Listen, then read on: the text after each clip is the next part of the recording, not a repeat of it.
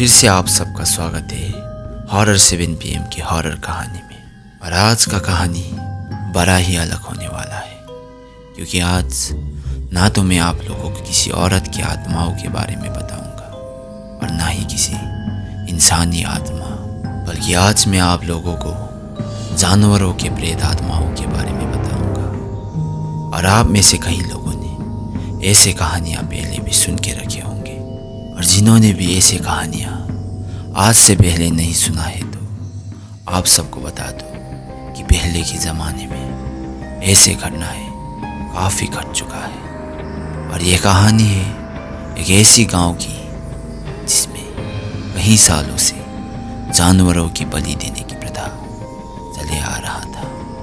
और ये कहानी है दीपेन की। दीपेन का कहना है कि जब वो 15 साल का जवान लड़का था तब उसके साथ ये घटना घटा था।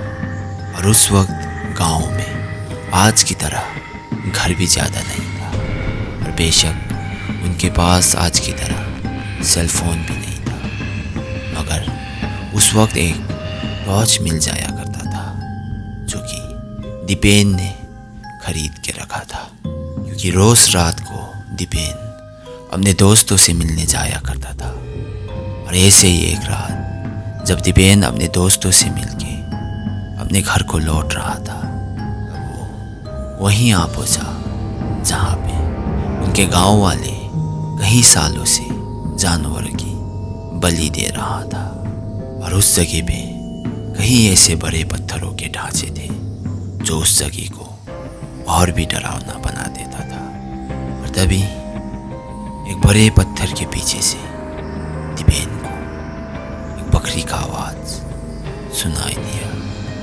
और वो पत्थर काफ़ी बड़ा था, और इसीलिए दिन के वक्त भी उस पत्थर के आसपास अंधेरा ही दिखाई देता था।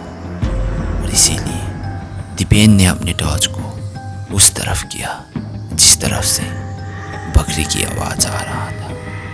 और ठीक उसी पत्थर के पास दीपेन को एक बकरी दिखाई दिया जिसकी आंखें पूरी तरह से सफ़ेद था, और वो दीपेन को घूरे जा रहा था।